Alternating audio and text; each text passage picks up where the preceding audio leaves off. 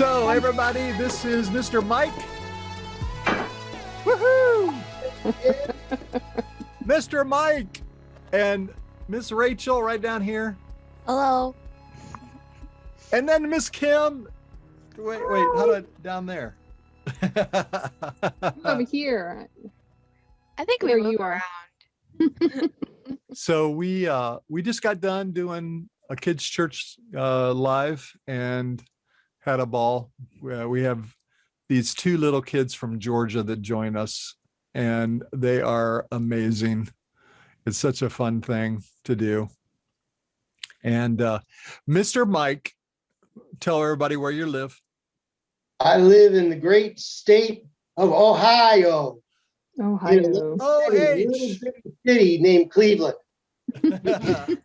This little city named Cleveland. And we've been friends since the late 80s. And Mr. Mike. We're old. I know. You guys are old. Well, he's a lot older than I am. I was only 10 when we met. That's right. So we've been doing kids ministry. Mike was one of the first people that showed up and said, "Hey, I'll help." And I was so glad to have him because he played the guitar. Ooh. And he had kids in kids ministry. At that point, you had what? 3 kids in kids ministry or 2? 3 kids. 3 kids. Yep. And they were Rachel, Rachel, Michael, and Janelle. Janelle. And they were 5, 6, and 7. And they were so fun. I remember you guys lived pretty close to us, and we would come over to your house and steal your food, and you would cook, and we'd barbecue, and then I think one year we went together with you guys to see the fireworks down by the lake. Yeah, more than 1 year. It was a few years we went down there. You broke my hand one time throwing me a baseball. Is that true? Is No, is that real? He didn't break it, but it blew up about this big. I said, throw me the ball, and he threw it about 100 miles an hour. It's why I needed shoulder surgery later on. He had to have his shoulder replaced after that. Yeah. So we spent a lot of time together, but Mr. Mike was one of these guys that, so we would get together as a group of people that in kids ministry, and we would get together and talk about how we're going to do this stuff. And Mike was never short of ideas. Mm-hmm. And occasionally one would be like good. Really? You never told me that. Okay, so for a while we went with this group. I think they were on the east side of Cleveland, and they would go into a neighborhood and pick up a bunch of kids on a bus and then take them to this, was it a school or was it a church? It was a church with a big like cafeteria room or something. Mhm. That's Like right. Fellowship hall type of thing. And there were, it seemed like hundreds of kids in this room. And they asked us to come and do a show one time. And I think by that point, we kind of knew a little bit more of what we were doing than when we first started. And Mike, where did you work at the time? I worked at a vending company, and I fixed vending machines. And one of the vending machines was those crane machines where you get stuffed animals. And he showed up with all these stuffed animals. And right in the middle of the show, he turned around and he said, "Hey, watch this." And he threw one of these stuffed animals into the crowd. And there was, do you know the commercials Mayhem? There was like 500 of them. You know, what is it? Allstate or no? It's one of those insurance companies where Mayhem. Yeah. Oh, okay. I haven't watched TV in so long. I haven't either. I thought I saw a couple guns come out and a couple knives. I'm sure I saw parents push their kid down so they can get the toy. That's right. So in other words, we didn't know what we were doing, Mm. but we kept showing up because why? Because We there like was hunger. Kids were hungry for God. Mhm. Yes. And we wanted to show them how much God loved them and cared for them. And just like today is National Caregivers Day.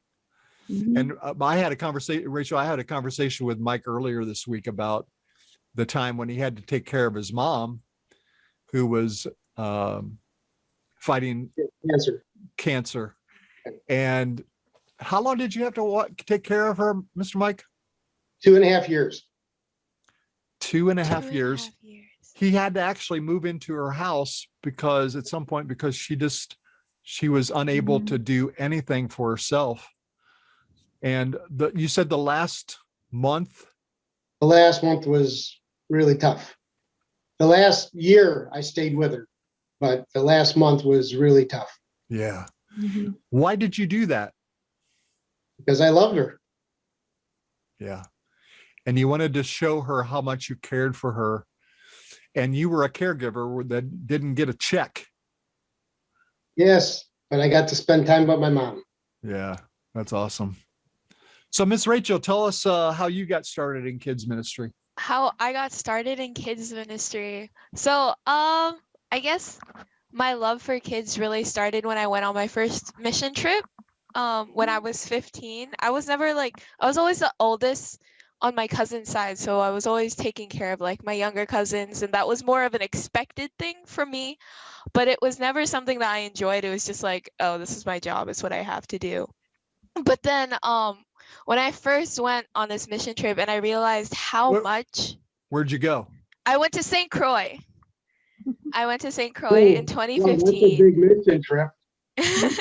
But when I first went, it it made me to see the kids get really excited about like God and about worshiping and about learning more and realizing that there is somebody who loves them, like made me just as excited to learn more too. Like I felt like rejuvenated almost, like I turned back into a child because I was like, you're right, God is really cool. And so I remember like that really sparked my love for children and like wanting to teach them. And when I started working with you a lot too, I remember like 1 week I was backstage doing the puppets, and then I was like, I don't think this is for me. And then the next week I was helping you like actually teach, and I was like, okay, this is what I love doing. This is what I want to do. Yeah. So I don't know if you know this or not, but a lot of times with people, I test them. Oh, I went through a test. You're telling your secrets. I didn't No. study. No, a test to see. What you're willing to do. Mhm. Yep. Just like Mike, he was willing to whatever I needed. Mhm. So we were children's pastors at a big church in Cincinnati. I think it was my birthday, wasn't it, Kim? Yes, it was for your birthday.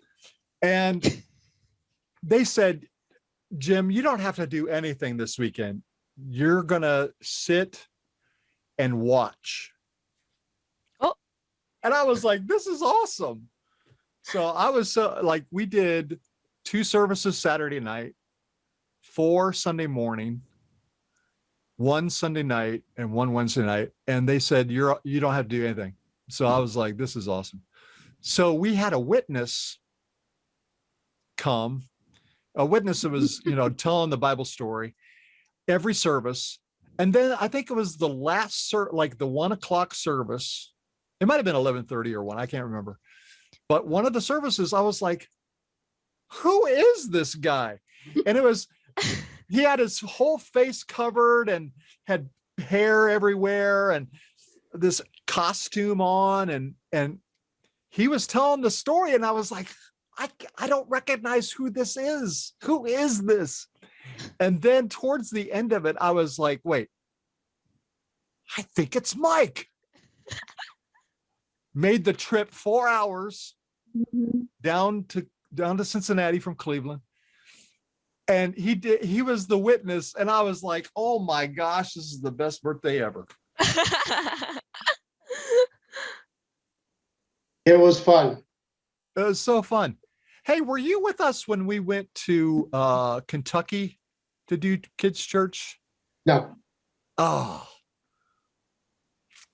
I get all these churches confused with other ones. So Rachel, then what have you done since with kids? Afterwards, after I taught, even after you left at Word of Life, I taught for a few more years, and then I've decided to take a break recently. But because of that, because of my love that started at church, I started working with kids like outside of church. Like both of my part-time jobs have to do with children. So I used to be an after-school tutor with kids, and then now I'm an after-school counselor where all I do is just spend time with kids. And I'm like, I love it. I love children so much. But I was trying to get you to talk about another thing that you do, Another thing that I do. and it's involves an airplane. Oh, going on missions? I do. I go on a lot of mission trips that are all children's based, VBS based. And So where have do you been? go? Where have you been? I have been to St. Croix. I went to Italy. I have been to the Philippines twice, and I have also been to Japan. Mhm. All on mission trips wow. for children. For children. For Yep. children. She gets it, Mr. Mike. Yeah. Mhm. But what have you been doing recently, Mr. Mike, for the past few years? Well, the past few years, not too much with children, just starting back up. Actually, I just today in my email got what I'm going to be doing now. But before that, I was doing 5-year-old classes at the church I'm going to now. That's kids. Yeah, and you find out, I remember a church that we both went to said it's not important for children's church, that they didn't have to put so much into children's church. I can't remember the name right now. Don't worry about But- the name. Or But I remember God saying, train up a child in the way he should go. And I said, and it said, yeah, if you show them love now, you won't have so many adults to fix up. Mm, Mhm. Perfect. that's true. It's so much easier to shape a child's direction Right. than it is to fix an adult's direction. Right. It's like, oh, I was about to say, it's like what my dad says. He tells me it a lot, especially with like what's going on recently, is that it only takes the enemy one generation to wipe out everything. Because if you have one generation that doesn't believe, that's one generation that doesn't teach what comes after, and that's another generation that doesn't teach after, and it just keeps on going, and that's it. You've lost. So what are some funny stories, Mr. Mike, that you remember from our adventures? Oh, I just remember the love of the kids. One thing that if you really want to make it feel like you're doing something, go teach kids. In a littler, it seems like you'll never find hungry adults like you'll find hungry kids. It's And the true. kid, every time you'd call up a kid to help us out, you had to pick between like 100. Everybody would raise their hand, and then they wouldn't even ask. They would just start coming down, and you'd say, "Oh, okay, Bart, yeah, you, yeah, you." Whoever got down first to be a helper, and they would love to act out, and they love to hear stories. They loved everything we do, and you never had to worry about if you did it correctly. They didn't say, "Oh, you missed that note. You said that weird line." It was like anything you did, they laughed and they got it. And then I would remember the next week you would talk and say, "Okay, what do we?" And they all remembered everything you said the week before. Yep. Yes. So do you remember when we tried to do a lesson about light and dark and the difference between light and dark? And we had a witness that week, and it was going to be Jonah, because he was in the darkness for a few days, had some time to reflect on his choices. And so we had one of the guys, I don't think it was you. Was it you doing Jonah? I think it was Bruce. Yeah, I think it was Bruce. Who was doing the noises? That was George on the keyboard. George. Yeah. So George Pallotta was like, You gave names. You shouldn't give names. I mean, he was proud of this. That was not his real last name. That was not his real last name. I can edit that part out. So he's on the keyboard, like stomach noises from the whale. Bruce thinks it's a good idea to have a flashlight underneath his face, which causes all these weird shadows Mhm. In a dark room. in a And completely. who I turned said, the lights off? Who turned the lights off? I said, hey, turn the lights off. And we had covered. Yeah. This is part of my story. So we covered the windows with tape. So it was completely black. Bruce with the flashlight, George with the weird noises. And he's sitting on the step telling the story of Jonah and how awful it was, the smell, and how it was being in the darkness. And all of a sudden, in the complete silence of the room, there was. And then that scream spread to this person, that person, that person, that person, that. And then eventually the whole room was just screaming. Chaos. I was like, lights, please. Little girl still, well, she's not a little girl. She's a mom now of 4 children. Oh, She still talks about it. She's traumatized. Traumatized. I said, I'm sorry. I made a mistake. I've done a few. We had better days. Sometimes you got to try things and see if it works or not. Guess what? I Oh, never did again. Yeah. I never turned the lights out all the way unless I had a black lights on and neon on, or yeah. So you learn. You can't be afraid to try, Mr. Mike. Yeah, I think I only hear you through Kim's mic. Yeah, we're not hearing you, honey. I was You're just not gonna tell hearing you, me? wait. Did you hear the story? I can hear you fine. It got messed up Yeah, a bit, until, but until you were saying that a girl was traumatized till she was an adult. And then we couldn't hear you. And you kind of faded out. I'm sorry. So I'll tell that part And again. my phone just said I have 10% left. Oh, okay, we gotta hurry. Got to wrap it up. oh, okay.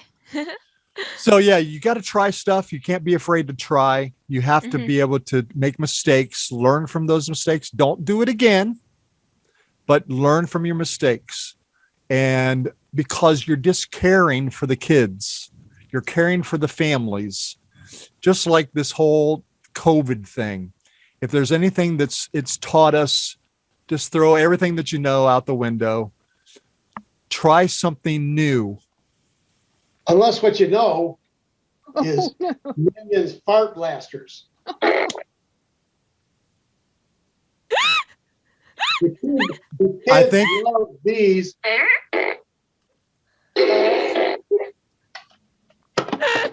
See, I think that might have fallen into the category of one of those ideas that just didn't work.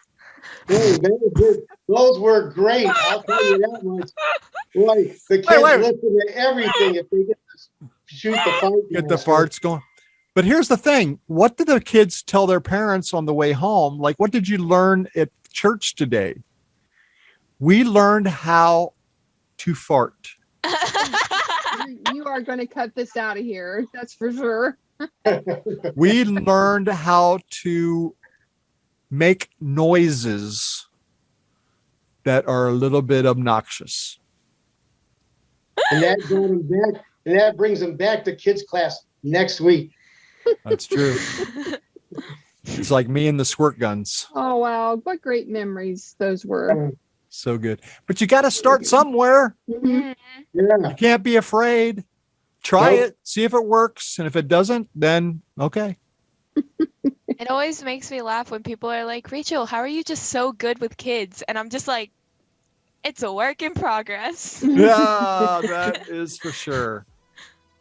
Oh, Well, yes. thank you, Mr. Mike. Thank you, Miss Rachel, for joining us. Miss Kim, Yes. Welcome. so good to see you. Well, I'm gonna go back to my favorite thing, Take pretending. me out, Not baseball, it's pretending. pretending. Pretending. Do you have your other hat? Not right here. Oh, I wanted Miss Rachel to see your other hat. Hold He's on. got it. Okay. He's got another hat that he wears to the baseball games. Mhm. And I was Goes to watching every Cleveland Indians game. I was watching a game on TV one time and I was like, wait, And you saw? I think that was Mr. Mike. Oh my goodness. There it is. There it is. I love it. That's great. can- I love You it. can pick that out of the stadium, let me tell you. And he always held this big This is my sign, game hat. and he always had the big sign that said, Let's go Tribe. Yep. Represent. Or if we turned it over, it said it's Tribe time. that's right. Well, love you. Love you too. Hey guys, good talking to you.